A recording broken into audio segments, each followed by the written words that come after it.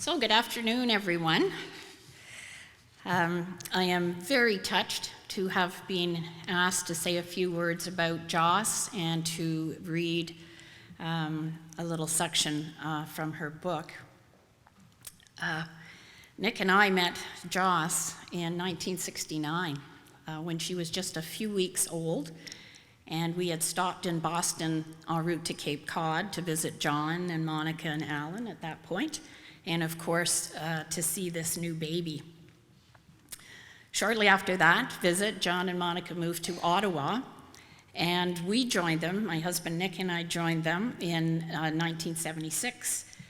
And our families' lives have been closely intertwined ever since, with our spending countless hours in each other's homes and enjoying numerous adventures in many parts of the world.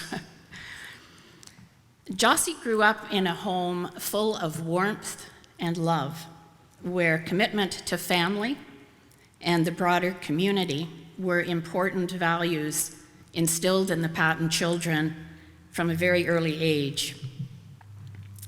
Joss was exposed to all of the finer things in life by both of her parents. Wonderful food, beautiful art, many genres of music, interesting books, outings in nature, regular gatherings of family and friends, stimulating conversations, and world travels. Jossie embraced all of these opportunities. She is an amazing visual artist in her own right and has a fine eye for color and design. She is a great cook, and we've benefited from that many times over the years. Music is hugely important in her life. She loves and is very knowledgeable about film and photography. She loves to travel and explore the world and only wishes that she had the financial resources to do more of that, and I'm hoping we're all going to help her out with that today.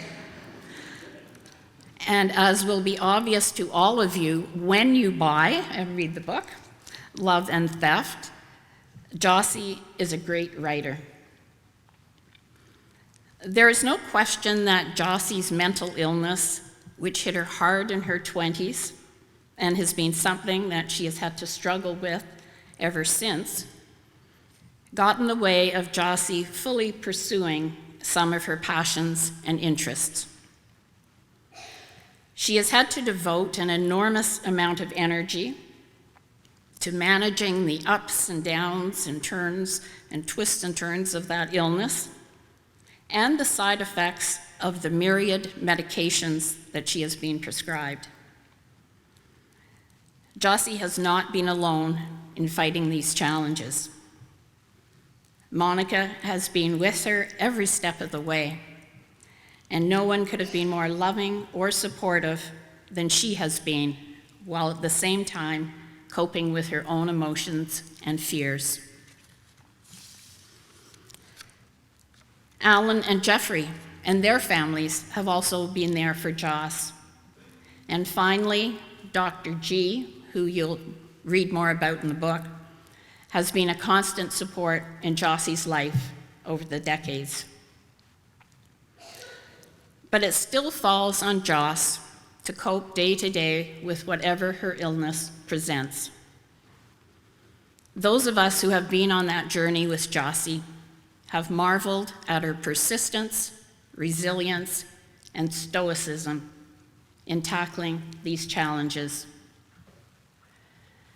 I don't recall Jossie ever displaying anger or bitterness about her lot in life dealing with mental illness. Sorrow, frustration, fatigue, yes. But when it came to her siblings, cousins, and others in her life who appeared to have an easier road to hoe, hard as I know it has been on many occasions, Joss has shown a generosity of spirit and true pleasure in sharing whatever joy they were experiencing. And that helps to explain why so many of her uncles, aunts, and cousins in the Busing clan are here to support Joss on this very special day and to let her know how much we love her, appreciate her, and applaud her achievements. I'm going to now read to you a passage from the book. It's actually, I think, my favorite passage, and it may not be quite as short as Alan suggested, but it's worth listening to.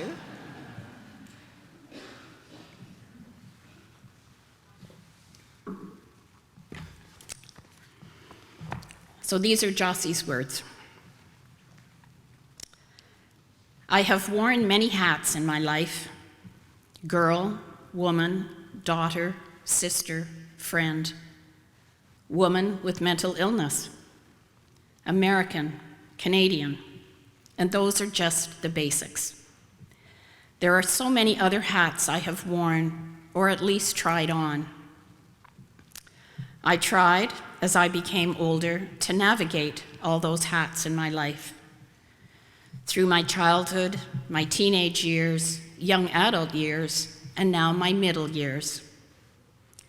I have taken those hats off and on again and again, trying to make sense of each rite of passage.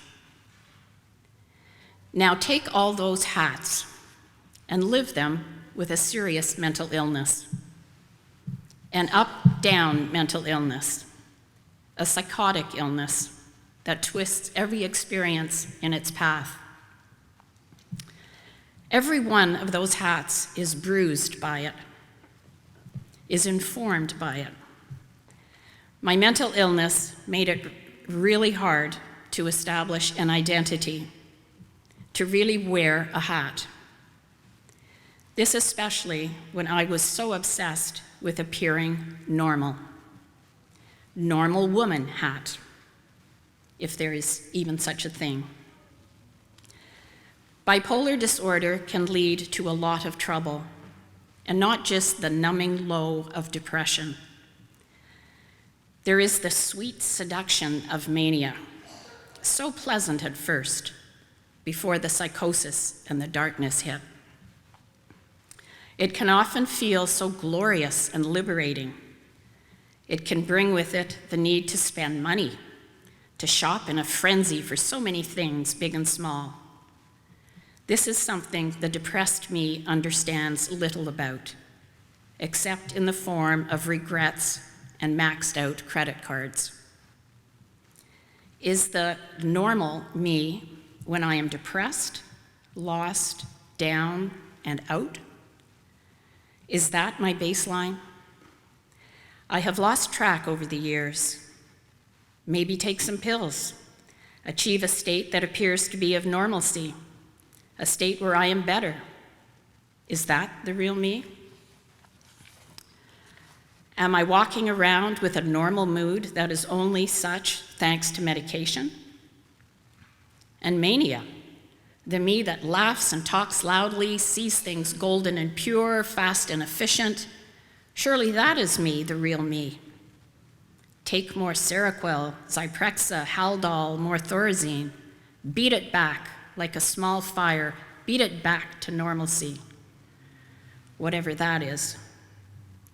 Some tell me that rather than creating a new personality, the drugs just peel back the sick layers and reveal the real me. I don't buy it. We haven't seen the real me in decades.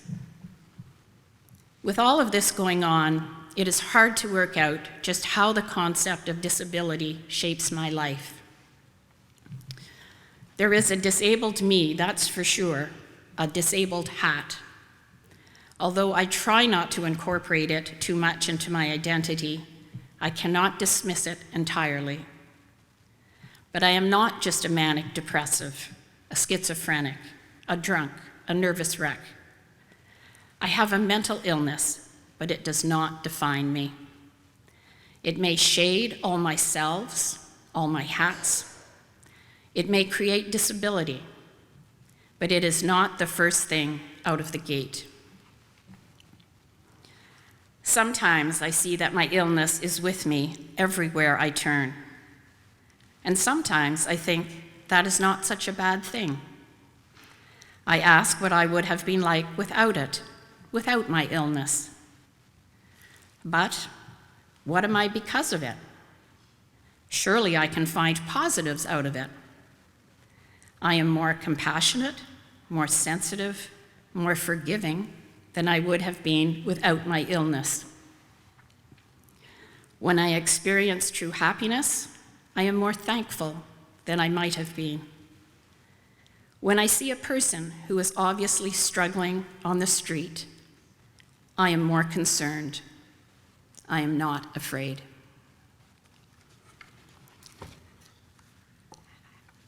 After reading this passage for the first time, I asked Joss if she had been wondering whether her original self continued to exist after the havoc wreaked by her mental illness. I reassured her that as far as I was concerned, her original self had always been there. A kind and gentle soul, thoughtful and curious, non-judgmental and supportive, bright and creative, and so much more. Those qualities have always shone through, no matter the turmoil Joss was experiencing. As I said then, Joss, and I'm going to repeat now, kudos to you for sticking at this project and for doing such an incredible job. Being so open and honest in your writing and just being you.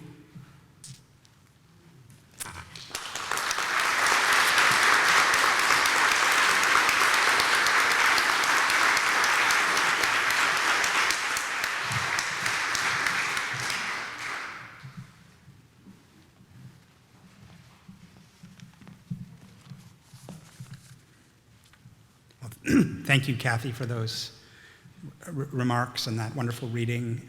Thank you, Kathy and Nick as well, for being such important parts of our family for the last 50 plus years.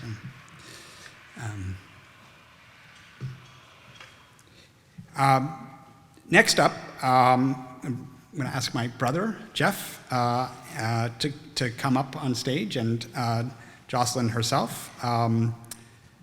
Jeff and I haven't lived under the same roof with Jocelyn since our university days, but we, of course, get together several times a year. Our get-togethers always involve a lot of reminiscing about the past and a lot of laughter. And I think this afternoon, Jeff and Jossie are going to have some conversations that touch on the past, on the present, and also on the future.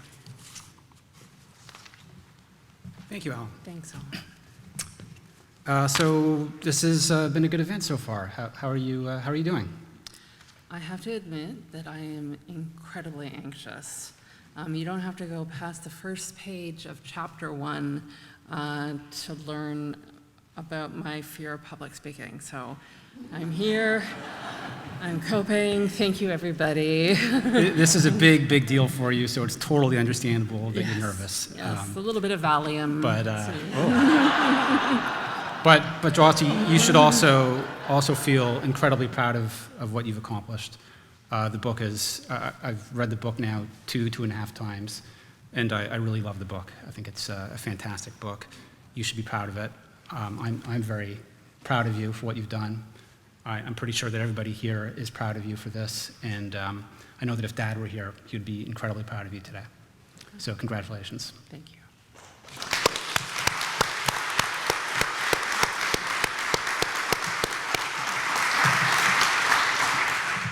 So I'm going to start with a bit of a spoiler, so alert. The book ends with a note of optimism and hope. I think the last word in the book is actually hope. And you spend the last few chapters describing some personal developments in your life that are quite positive. But that was 6-8 months ago that you finished up that book. And I think a lot of people here might appreciate a bit of an update from you. How have things been going since then? I would say that the past few years, the past 2 or 3 years, have been filled with the hope that you talk about. I still have mental illness. I still get manic or depressed or psychotic or anxious or any combination of the above. But it's less severe, less often, and yeah, just things are a lot better. I'm obviously doing something that works, some things that are working. So hopefully I can continue to do those things. I mean, for much of the book, you describe yourself as somebody who's not very functional, and yet you managed to write this incredible book. How did you do it? I have no idea. I was hoping you would help me with that. It's amazing that I've actually taken a project and run with it and actually saw it through to completion.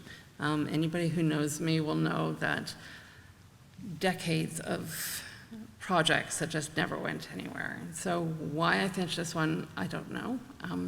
I began writing it in little bits and pieces, words that I would put down on paper to help me sort through my own feelings and thoughts and emotions. I shared these writings with a few other people, and they encouraged me to make it a bigger project, an actual book. And I love telling stories, and I have many stories to tell, so. Well, I'm glad you made it through. And you shared an interesting statistic with me the other day. You said that by the time you're 40 years old, 50% of all humans either have or have had a mental illness, which means that the book you've written is really, really important, because everybody in this room has either had a mental illness or certainly has a family member or a friend or a colleague with a mental illness. So this is a really important issue, and it's something that we need to talk about a lot more, which is one of the great things about your book, bringing more awareness to the issue. But one of the reasons why we struggle to talk about it is because there is a stigma attached to mental illness still in this day. And I'm wondering if you have thoughts about that and what we should be doing about it. Yes, stigma is huge. I would say there are three things that come to mind, and I've written about them in my book. So talking about it, conversations, like number one thing is to talk about it. Education is huge, and I would say the media steps up and gives us positive portrayals of people with mental illness to show that we can be functioning, happy people in society, that we're not scary or just in the bin all the time. So I think it's important to do that as well. And I think you were saying to me the other day that it's not just the stigma for the person that has the illness, but also the people who surround them in some cases. Absolutely. Family, friends, colleagues, as you were mentioning. There can be some stigma for them, especially family members. Yeah, and I know, I don't know if stigma is the right word, but I know that things were a struggle for you, obviously, in those early years when she was first diagnosed, and you were a new widow at the time, so you were on your own, and it must have been very, very difficult for Mom. Yeah. She did find it hard at first. You know, back in the mid-90s, there was still even more stigma at the time, and I think she felt that. But look at her now, she's a warrior woman. She is out there.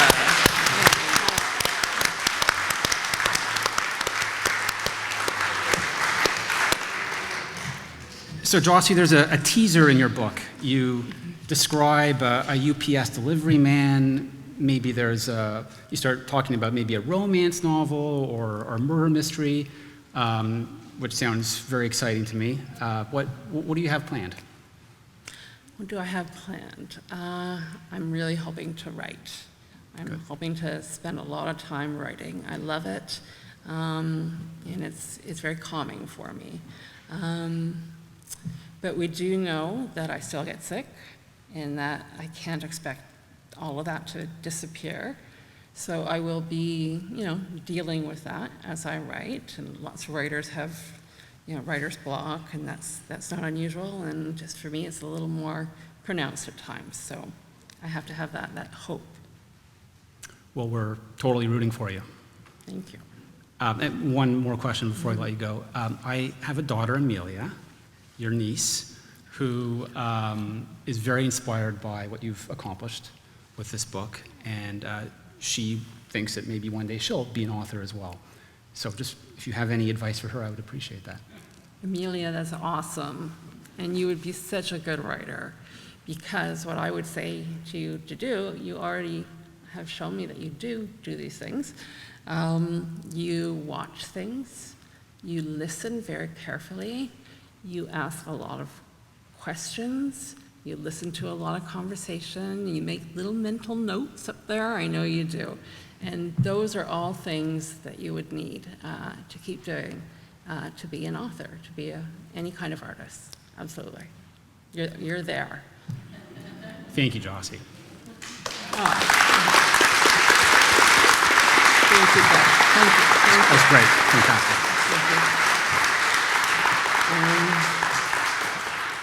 I would just like to thank all of you for being here. I'm completely amazed. I haven't seen the church this full in a long time. And so you have come on foot. You have come in planes, trains, and automobiles.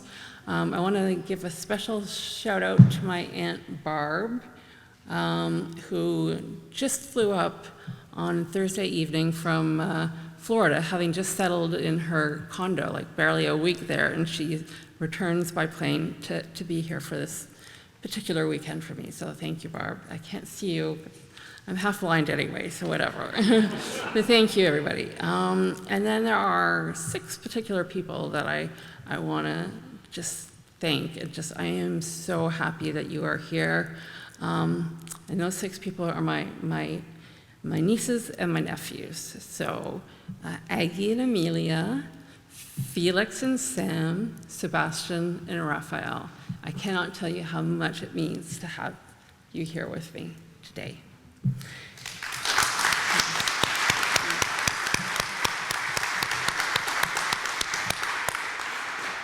And then finally, Mom, again. I just want to thank you so very much. It has not been easy, has it? It's been a long number of decades. I don't want to admit to how many, but it's been there a long time. And you have been there right from the beginning, right by my side. You didn't know the perfect things to do, and I didn't know the perfect things to do, but somehow we figured it out together. And it's taken your support and your love and your commitment to get me here. And frankly, I do not think I would be here if it weren't for you. So Mom, much love and much thanks to you.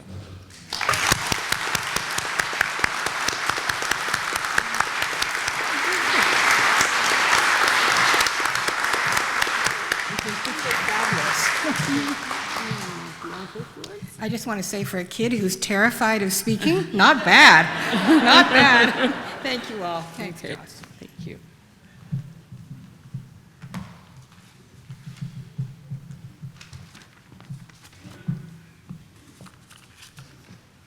Well, thank you very much, Jeff and Jocelyn.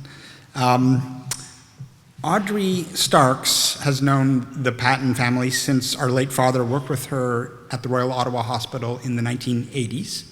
A clinical social worker, Audrey is also a published author. Over the last few years, she and her partner Edith Moore have become good friends with our mother Monica and with Jocelyn. And in fact, Audrey has become a very important mentor to Jocelyn. So Audrey is going to read a passage from the book.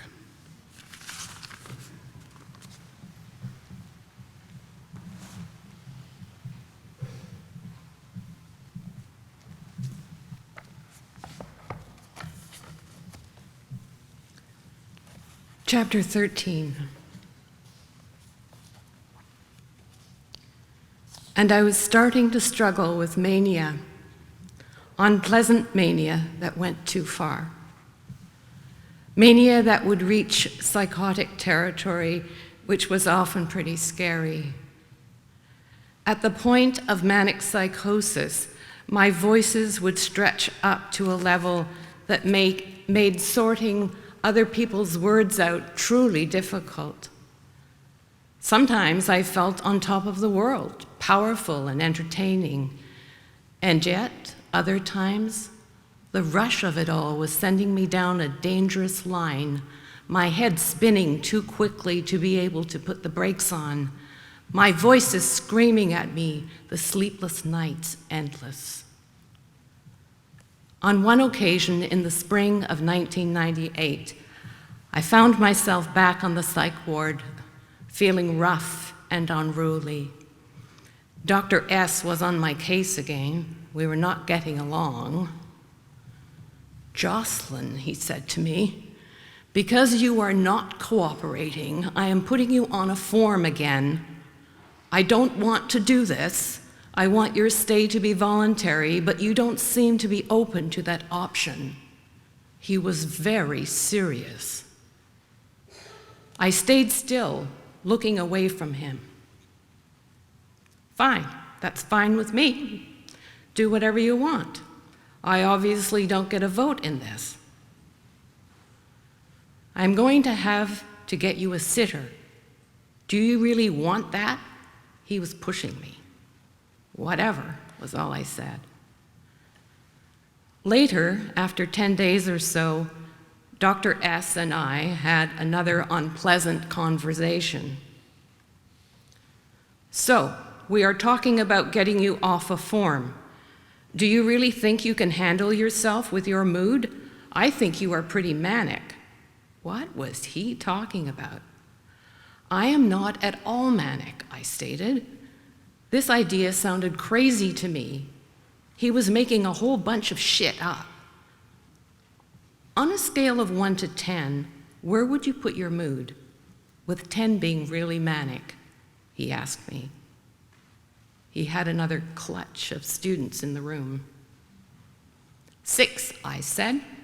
A nice, steady 6. "Well, I'm not sure about that," he said with certainty. "I would say you are an 8, maybe even 9. You are high up there. You know, normally you are dour, you are introverted, you keep to yourself. I understand you have had a couple of altercations with other patients, and you appear to be hearing voices. That is not a 6. What could I say? To argue with him would only strengthen his case against me. He had all the power. I left the room feeling like a trapped animal. It was during this hospitalization, the first time I was in that single-room corridor with my very own sitter, that a very vocal woman kept me up at all hours. She was howling profanities at the orderlies and nurses. I could hear them discussing restraints. When I did walk by her room, I was shocked. There was a beautiful 40-something woman, her hair in place, totally normal looking, swaying back and forth as she stood facing her sitter. I could hear another rush of profanity as I walked away down the corridor. It gave me a complete shock to see her, looking like she belonged in a business suit, her mind completely out of control. And I was only 2 rooms down.